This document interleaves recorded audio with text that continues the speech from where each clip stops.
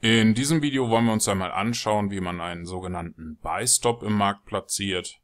Auf dem Chart sieht man momentan nicht sehr viel davon, aber wenn man hineinzoomt, dann kann man erkennen, dass wir hier eine Order gesetzt haben, die sich oberhalb vom Marktpreis befindet.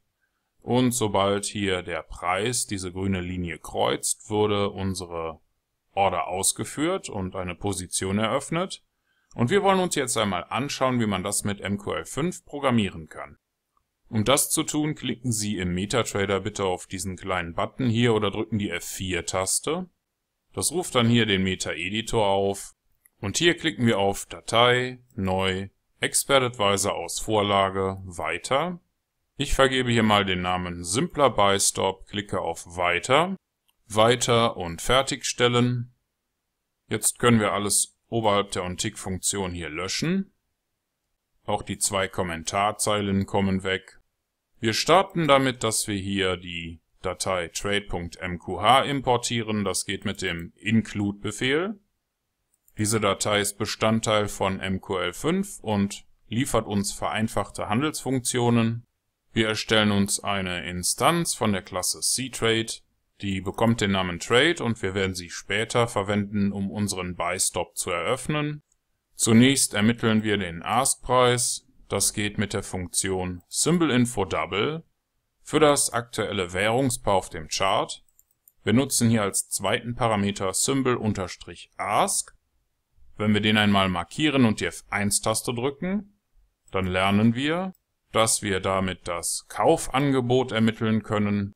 Ich nutze immer noch zusätzlich Normalized Double und Underscore Digits für die Formatierung, denn damit kann man automatisch ermitteln, ob das aktuelle Währungspaar 3 oder 5 Nachkommastellen hat. Fügen wir hier noch eine Abfrage hinzu, die uns sagen soll, ob wir noch offene Orders oder offene Positionen haben. Eine Order ist etwas, das man im Markt platziert, das eine Position werden kann. Unser Buy-Stop hier wurde noch nicht ausgeführt, ist also noch eine Order. Erst wenn das Preisziel erreicht wird, wird daraus eine Position.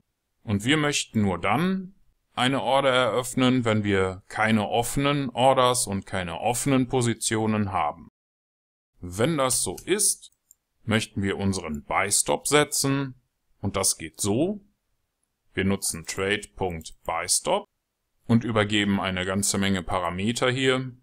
Der erste Parameter ist für die Lotgröße, in unserem Fall sind das 10 Mikrolot. Der zweite Parameter ist der Eröffnungspreis. Wir möchten gerne 200 Punkte über dem aktuellen Ask-Preis eine Position eröffnen. Und zwar für das aktuelle Währungspaar, das mit Unterstrich-Symbol ermittelt wird. Dieser Parameter steht für den Stop-Loss. Ich habe hier keinen gesetzt, der könnte zum Beispiel 100 Punkte über dem Ask-Preis liegen. Da wir unsere Position ja erst 200 Punkte oberhalb des aktuellen Preisniveaus eröffnen. Parameter Nummer 5 wäre der Take Profit. Den habe ich in diesem Fall auf 400 Punkte oberhalb des aktuellen Ask-Preises gesetzt. Das gäbe uns dann eine Gewinnspanne von 200 Punkten, da wir ja bei 200 Punkten oberhalb des Ask-Preises erst die Position eröffnen. Dieser Parameter hier, OrderTime GTC, steht für Good to Cancel.